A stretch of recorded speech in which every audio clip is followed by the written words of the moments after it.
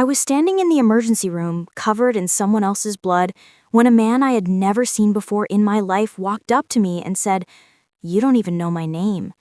And before I could take a breath, before I could even process what was happening, he leaned in close and whispered, "Natalie Rose Cooper. Your name is Natalie Rose Cooper." And then he walked away, leaving me frozen in the middle of the ER because he was right. That was my name, my full name, the name I had been using for exactly 3 months, the name that wasn't real. My name is actually Natalie Rose Cooper now, but 3 months ago, my name was Rebecca Walsh. And the man who whispered my fake name in the emergency room knew something about me that should have been impossible for anyone to know. This is the story of how I ended up in witness protection at 28 years old, how I lost everything I loved, and how a stranger who knew my secret name became the only person I could trust in a world where everyone was trying to kill me. Let me start from the beginning. 3 months before that night in the emergency room, I was living a completely normal life in Seattle. I was a senior accountant at Morrison Financial Group, a mid-sized firm that handled accounts for tech startups and small businesses. It wasn't exciting work, but it paid well, and I was good at it. I lived in a decent apartment in Capitol Hill, had a boyfriend named Chris who worked in marketing, had a group of friends I saw every weekend, and had no idea that my entire life was about to explode. The day everything changed started like any other Tuesday. I got to the office at 8:30 a.m., made my coffee, and sat down at my desk to review the quarterly reports for one of our biggest clients, a company called Nexus Solutions. Nexus was a tech company that specialized in data security. They had about 200 employees and had been with our firm for 5 years. I had been handling their account for the past year, and everything had always been straightforward. But that Tuesday morning, something caught my eye. There was a discrepancy in their books. Nothing huge, just a small inconsistency in how some payments were being categorized. Most accountants would have glossed over it, chalked it up to a clerical error, and moved on. But I had always been meticulous about my work. I prided myself on catching the little things. So I dug deeper. I spent the entire morning going through transaction records, cross-referencing payments, checking dates and amounts. And the more I looked, the more inconsistencies I found. Money was being moved between accounts in ways that didn't make sense. Payments were being labeled as operational expenses when they should have been categorized differently. It looked like someone was trying to hide money. By lunchtime, I had found over $2 million that couldn't be accounted for properly. $2 million that had essentially disappeared from Nexus Solutions books into various shell companies and offshore accounts. This wasn't a clerical error. This was deliberate. This was fraud. And not just any fraud. This was the kind of money laundering operation that you only see in movies. I should have gone to my boss immediately. That's what protocol demanded. But something made me hesitate. If this was real, if I was actually looking at evidence of a massive financial crime, then someone at Nexus Solutions was involved. Someone high up, someone with access to move that kind of money. And if someone at Nexus was involved, there was a chance that someone at my own firm might be involved too. After all, these records had been reviewed by multiple people before reaching my desk. How had no one else noticed this? I decided to be smart about it. I made copies of everything. I downloaded all the relevant files onto a USB drive. I took screenshots. I documented every suspicious transaction I could find. Then I packed everything into my bag and decided to take it home to review more carefully. I would figure out my next move after I had all the evidence organized. That was my first mistake. I left work at 5:30 p.m., like usual. Chris had texted me earlier asking if I wanted to grab dinner, but I told him I wasn't feeling well and just wanted to go home and rest. I stopped at the grocery store on my way back to pick up some things for dinner. And when I walked into my apartment building at around 6:45 p.m., I noticed a man in the lobby I had never seen before in my life. He was wearing a dark suit and was standing near the mailboxes, looking at his phone. Something about him felt off. I can't explain it. He just didn't belong there. I took the elevator up to my floor, the 4th floor, and walked down the hallway to my apartment. And that's when I heard footsteps behind me. Heavy footsteps, moving fast. I turned around and saw the man from the lobby. He wasn't looking at his phone anymore. He was looking at me. And his hand was reaching inside his jacket.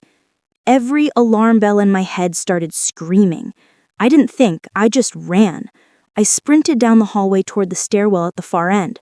Behind me, I heard him running too. I burst through the stairwell door and started taking the stairs 2 at a time, going down. I could hear him behind me, gaining on me. My heart was pounding so hard I thought it might explode. I made it to the 2nd floor and ran out into the hallway. There was an older woman walking toward her apartment, and I ran straight to her. "Please," I said, grabbing her arm, "please help me. There's someone chasing me." She looked confused and scared. "What? Who?" I didn't have time to explain. I could hear the stairwell door opening behind me. I pulled out my phone and dialed 911 as I ran toward the main staircase that led down to the lobby. "911, what's your emergency?" the operator said. "Someone's chasing me," I said breathlessly. "I'm in my apartment building. Please send help. The address is 412 Pine Street, 4th floor." "Ma'am, are you in immediate danger?" "Yes," I screamed. "He's right behind me." I made it down to the lobby and ran out onto the street. It was getting dark, but there were people around, cars driving by. I ran toward a group of people waiting at a bus stop. The man chasing me had stopped at the entrance to my building. He was just standing there, watching me. He didn't come any closer. Maybe because there were too many witnesses now? The police arrived 10 minutes later. I told them everything. Told them about the man who chased me, about how I felt like I was in danger. They went up to my apartment to check it out, but they didn't find anyone. They asked if I had any idea why someone would be after me. I almost told them about the files I had found at work, about the money laundering scheme. But something stopped me. If I told the police, it would become official. There would be an investigation. And if people at Nexus Solutions were involved in something this big, they would know that I had talked. They would know that I was the one who found the evidence. So I lied. I told the officers that I had broken up with an ex-boyfriend a few months ago and that he had been bothering me. I said maybe it was him, that maybe I was just being paranoid. The officers wrote up a report and told me to call if anything else happened. Then they left. I didn't sleep at all that night. I sat on my couch with all the lights on, with a kitchen knife next to me, jumping at every sound. The next morning, I called in sick to work. I told them I had food poisoning and wouldn't be in for a few days. Then I started researching money laundering, financial fraud, and what happens to whistleblowers. What I found terrified me. I read story after story of people who had discovered corporate fraud and tried to expose it. Some of them had lost their jobs, some had been sued into bankruptcy, and some, a small but not insignificant number, had ended up dead. Accidents, suicides, disappearances. I sat there in my apartment looking at the USB drive that contained all the evidence I had gathered, and I realized I had 2 choices. I could destroy the evidence, pretend I never saw anything, and hope that the people at Nexus Solutions didn't know I had been digging. Or I could take the evidence to the authorities and hope they could protect me from whatever was about to happen. Neither option felt safe, but doing nothing didn't feel safe either. On Thursday morning, 2 days after the man had chased me in my apartment building, I made my decision. I was going to go to the FBI. Not the police, not my boss, but the federal authorities who handled this kind of thing. I spent the entire morning preparing. I organized all the files on the USB drive. I wrote out a detailed account of everything I had found. I even looked up which FBI field office I should go to. I was planning to leave my apartment around 1 p.m. and drive to the FBI office downtown. But at 12:30 p.m., there was a knock on my door. I looked through the peephole and saw 2 people standing there, a man and a woman, both wearing business casual clothes. The man held up a badge. "Miss Walsh," he called out. "FBI, we need to talk to you." My first thought was relief. They were already here. Someone else had figured out what was going on, and the FBI was already investigating. I opened the door. The man and woman walked in. The man introduced himself as Agent Mark Stevens, and the woman introduced herself as Agent Lisa Chen. They sat down on my couch and asked me to sit across from them. Miss Walsh, Agent Stevens said, we understand that you work at Morrison Financial Group and that you handle the account for Nexus Solutions. Is that correct? Yes, I said. That's correct. Have you noticed anything unusual in their financial records recently? Agent Stevens asked. I felt a wave of relief wash over me. They knew. They were already investigating. Yes, I said. I found major discrepancies. It looks like money laundering. I have all the evidence. I started to get up to grab the USB drive, but Agent Chen held up her hand. Miss Walsh, we need you to listen carefully, she said. You're in danger. The people at Nexus Solutions are involved in something much bigger than money laundering. They're part of an international criminal organization that deals in weapons trafficking, drug distribution, and contract killings. They have connections everywhere, including in law enforcement. How do you know this? I asked. We've been investigating them for 2 years, Agent Chen said. And 3 days ago, someone inside Nexus flagged your name. They know you've been looking into their finances. They know you found something. That's why someone was sent to your apartment building on Tuesday. My blood ran cold. So that man who chased me, he was sent by Nexus? He was sent by the people who run Nexus, Agent Chen said. And he won't be the last. These people don't leave loose ends, Miss Walsh. If they think you know something that could expose them, they will kill you. What am I supposed to do? I asked, my voice shaking. We need the evidence you collected, Agent Stevens said. Every file, every document, every piece of information you have. And then we need to get you somewhere safe. I gave them the USB drive. I gave them all my notes. I gave them everything. And then Agent Chen made a phone call, and 30 minutes later, 2 more agents showed up at my apartment. They told me I had 20 minutes to pack a bag with essential items only. No electronics except my phone, which they would give me a new one later. No telling anyone where I was going, not even my family or Chris. They were putting me in protective custody while they built their case against Nexus Solutions. I packed a bag in a daze. Clothes, toiletries, a few personal items. The agents escorted me down to an unmarked car and drove me to a safe house on the outskirts of Seattle. It was a small, plain house in a quiet neighborhood. They told me I would be staying there for at least a few weeks while they processed the evidence and determined the extent of the threat. The next 3 weeks were the longest of my life. I was stuck in that safe house with nothing to do except watch TV and think about how my entire life had fallen apart. The FBI agents who checked on me daily told me that the investigation was progressing, but that it was complicated. Nexus Solutions had lawyers, powerful lawyers, and they were fighting back hard.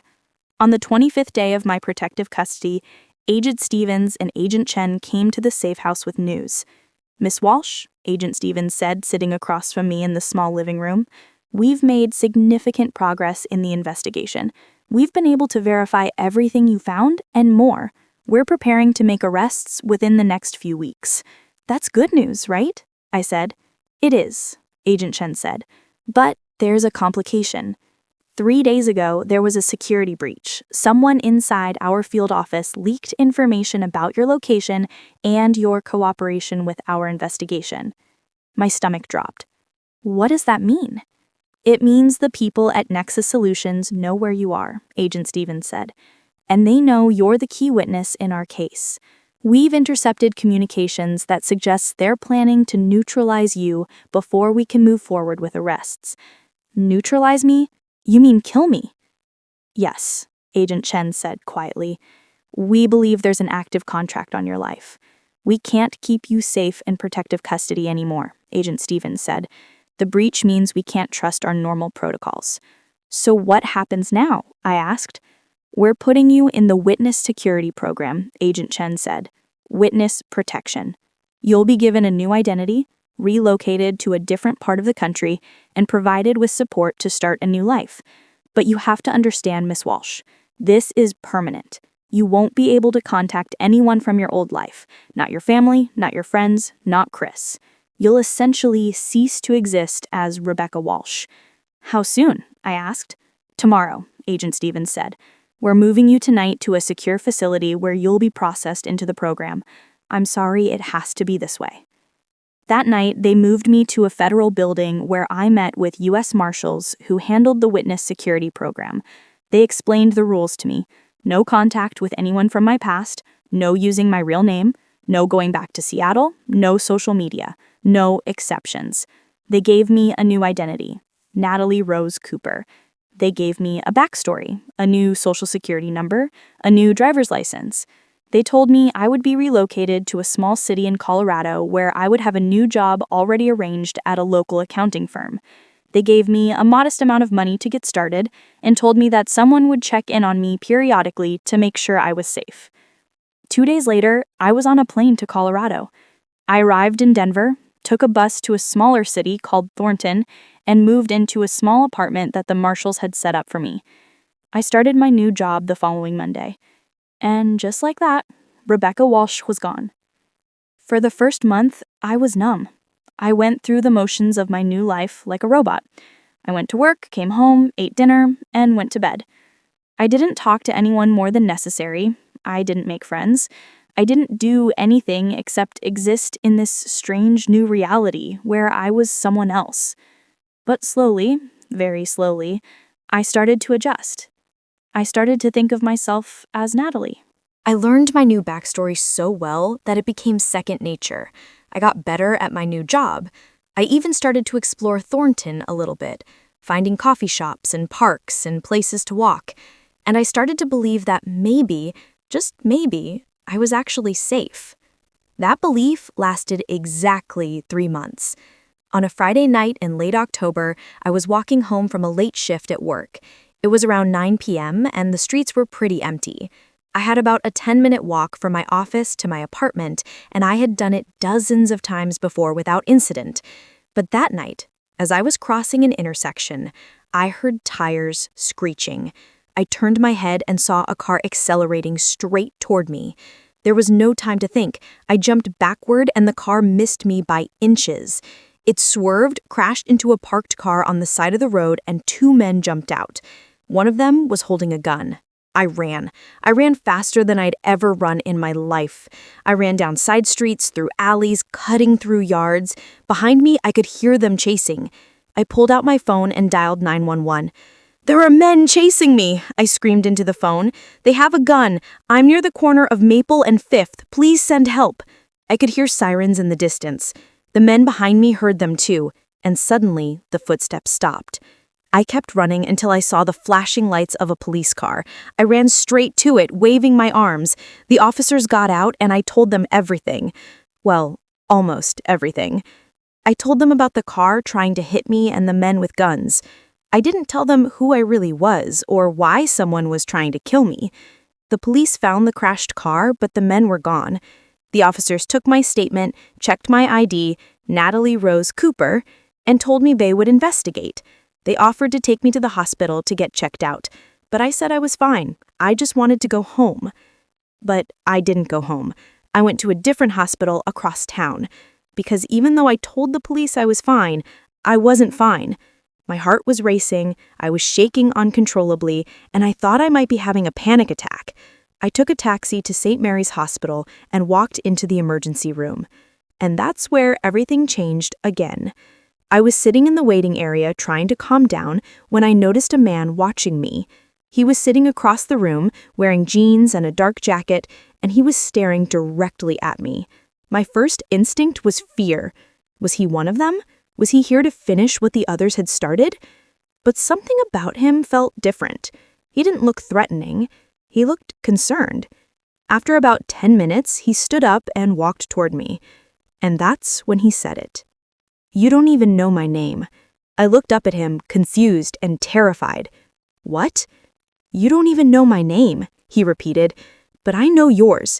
And before I could respond, before I could even breathe, he leaned down and whispered, "Natalie Rose Cooper. Your name is Natalie Rose Cooper." I felt all the blood drain from my face. "How do you know that name?" I whispered. "Because I'm the one who created it," he said quietly. "My name is David Morrison. I'm a U.S. Marshal, and I'm the one who's been assigned to your case. I've been tracking you since you arrived in Colorado." He pulled out a badge and showed it to me. It looked real, but I had learned not to trust anyone. "How do I know you're really a marshal?" I asked. "You don't," he admitted, "but you also don't have a choice. Those men who tried to kill you tonight, they're going to try again. And next time, they might succeed.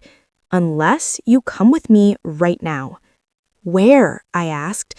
"Somewhere safe," David said. "Somewhere they won't find you." "I don't trust you," I said. "I don't trust anyone." "Good," David replied. "You shouldn't. But I'm going to tell you something that only someone on your case would know. Your real name is Rebecca Walsh. You worked at Morrison Financial Group in Seattle. You discovered a money laundering scheme run by Nexus Solutions. You were placed in witness protection 3 months ago after a security breach. And the reason those men found you tonight is because there's been another breach. Someone inside the program leaked your location again." "Oh my God," I breathed. "How is this possible?" "I don't know yet," David said, "but I know that we can't trust the normal channels anymore. That's why I've been operating off the books, monitoring your situation independently. And that's why we need to leave right now before anyone else shows up." He held out his hand to me. I stared at it for a long moment, trying to decide if I was about to make the biggest mistake of my life. But what choice did I have? The people trying to kill me had found me once. They would find me again. So I took his hand. David led me out of the emergency room through a side exit. We walked quickly through the parking lot to a cheap motel on the outskirts of town. "We're staying here tonight," he said. Tomorrow, we figure out our next move. He got us 2 adjoining rooms and handed me a key. "Get some rest," he said. "You're safe for now." I went into my room and locked the door behind me. I sat on the bed, still shaking, still trying to process everything that had happened.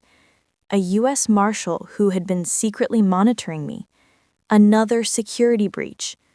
More people trying to kill me. I didn't sleep at all that night. I just sat there, thinking about my old life as Rebecca Walsh. Thinking about Chris and my friends and my family, all of whom thought I was dead or had abandoned them. Thinking about how unfair it was that I had tried to do the right thing and had lost everything because of it. The next morning, there was a knock on the adjoining door between our rooms. I opened it, and David was standing there with coffee and breakfast sandwiches from a nearby fast food place. "Eat something," he said. "We need to talk." We sat at the small table in my room, and David explained the situation to me in detail. There was a mole somewhere in the witness security program. Someone who was feeding information to Nexus Solutions about protected witnesses. David had suspected it for weeks, which was why he had been monitoring my case independently without reporting through official channels. The breach that led to the men finding me last night, David had intercepted communications suggesting it was imminent, which was why he had been at the hospital. He had been following me, making sure I was safe. "So what happens now?" I asked. "Now we figure out who the mole is," David said, "and we stop them before they get anyone else killed." "How do we do that?" I asked. "Very carefully," David replied. For the next 2 weeks, I lived in that cheap motel while David worked to track down the source of the leak. He spent his days making phone calls, meeting with contacts, following leads. He was operating completely outside official channels, telling no one where he was or what he was doing. And I started to trust him. Not because I wanted to, but because I had no choice. David had saved my life. He had known my real name, my fake name, everything about my case. And he hadn't tried to hurt me. He had tried to protect me. One night, about 10 days into our motel stay, David came back to the room looking tired but satisfied. "I found him," he said. "The mole." "Who is it?" I asked. "An administrative assistant in the Denver field office," David said. She's been feeding information to Nexus Solutions for the past year. Not just about you, about multiple witnesses in the program. She's gotten at least 3 people killed. Why? I asked. Why would she do that? Money, David said. They were paying her $50,000 per piece of information. She has gambling debts. She got desperate. But she made a mistake. She got sloppy. And I traced a payment back to her account. What happens now? I asked. Now, I turn her in, David said. And we hope that with her arrested, the leak is plugged and you can finally be safe. But, I said because I could hear a but in his voice. But there's no guarantee, David admitted. Nexus Solutions has resources we don't fully understand. They have people everywhere. Even with the mole arrested, you might not be safe. So what am I supposed to do? I asked. Just live my entire life looking over my shoulder? David looked at me for a long moment. Then he said something I wasn't expecting. You could disappear, he said. What do you mean? I asked. I mean really disappear, David said. No more witness security program. No more official channels. No more relying on systems that have already failed you twice. You could create a new identity on your own, move somewhere remote, start completely over. With no government protection? I asked. With no protection except yourself, David said. And maybe me, if you want. What are you saying? I asked. I'm saying, I've been a U.S. Marshal for 15 years, David said. And I'm tired. I'm tired of watching witnesses get killed because the system is broken. I'm tired of playing by rules that don't keep people safe. And I'm tired of being alone. If you wanted to disappear, really disappear, I would go with you. I would help you. And maybe we could both finally be free. I stared at him, trying to figure out if he was serious. Are you asking me to run away with you? I asked. I'm asking if you want to survive, David said. And I'm offering to help you do it. But I need to know right now if that's what you want, because if it is, we need to leave tonight. I thought about everything I had lost. My name, my home, my job, my family, my friends, my entire life. I thought about the fact that even in witness protection, I wasn't safe. I thought about David, this man I had known for 2 weeks, who had saved my life and who was now offering to throw away his own life to help me. And I made a decision. Okay, I said, let's do it. Let's disappear. That night, David and I left Colorado. We drove south, crossed the border into New Mexico, and kept going. David had cash, fake IDs, and a plan. We would go somewhere small, somewhere no one would think to look for us. We would create new lives, not as Rebecca Walsh or Natalie Rose Cooper, but as completely different people.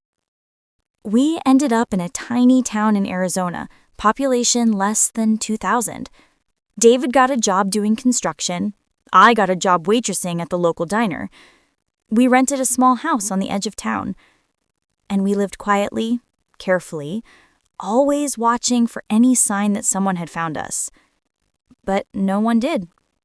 Weeks turned into months. Months turned into a year. And slowly, against all odds, I started to feel safe again. I started to build a new life. Not the life I had planned, not the life I had wanted, but a life nonetheless. And David became more than just the man who saved me. He became my friend, my confidant, my partner. We spent every day together, working side by side, building something real out of the ashes of our old lives. One night, almost exactly a year after we had fled Colorado, David and I were sitting on the porch of our little house, watching the sunset. You know what's funny? I said. What? David asked.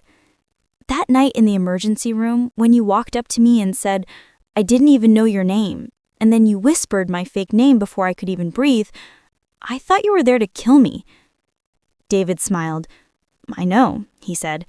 "I could see it in your eyes. You were terrified." "I was," I admitted. "But you saved me instead." "I couldn't let them kill you," David said. "You didn't deserve any of this. None of us do." I turned to look at him. "Can I ask you something?" "Sure," David said. "Why did you really do this?" I asked. "Why did you risk everything to save me? You could have just done your job, filed your reports, and moved on with your life. Why did you throw it all away for a stranger?" David was quiet for a long moment.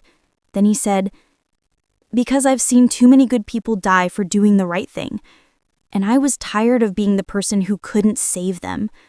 But also, and this is going to sound crazy, because from the moment I read your file, from the moment I saw what you had done and what it had cost you, I felt like I knew you, like you were someone worth saving." "That doesn't sound crazy," I said softly. David looked at me. "What we have here, this life we've built, is it enough for you?" he asked. "Is it enough to make up for everything you lost?" I thought about that question. It wasn't the life I had imagined. I would never see my family again. I would never go back to Seattle. I would never be Rebecca Walsh again. But I was alive. I was safe, and I was with someone who understood me, who had sacrificed everything to protect me, who had given me a second chance. "Yes," I said, "it's enough." And we sat there on that porch, watching the sun set over the Arizona desert. Two people who had lost everything, but had found each other in the process. The legal case against Nexus Solutions eventually fell apart. Without me to testify, without the key witness, the FBI couldn't make their charges stick. The people responsible for trying to kill me walked free. But I was free too. Free from the fear, free from the system that had failed me, free to live my life on my own terms. David and I are still in Arizona. We're still living quietly, still watching our backs, but we're together. And sometimes, late at night, I think about that moment in the emergency room when he whispered my fake name. "You don't even know my name," he had said. And then, Natalie Rose Cooper. It was the moment my life changed forever. The moment I went from being a victim to being someone who chose to fight back against the odds. The moment I met the only person who saw me, really saw me, and decided I was worth saving. We got married last year. A small ceremony, just the two of us and a justice of the peace. I didn't wear a fancy dress. We didn't have a big reception, but it was real, and it was ours. Sometimes I wonder what my life would have been like if I had never found those files at Morrison Financial Group. If I had just looked the other way and let the money laundering scheme continue without me. I would still be Rebecca Walsh. I would still have my family, my friends, my old life. But I also wouldn't have David. I wouldn't have this quiet, simple life that we've built together. And I wouldn't have learned what I'm truly capable of when everything is on the line. The truth is, I don't regret what happened. I don't regret doing the right thing, even though it cost me everything. Because in the end, it gave me something I never expected. It gave me David. It gave me a love story that started with fear and ended with hope. It gave me a second chance. And that stranger who walked up to me in the emergency room and whispered my fake name before I could even breathe, he became my husband, my partner, my home. He became the person I trust most in this world, and every day I'm grateful that he knew my name.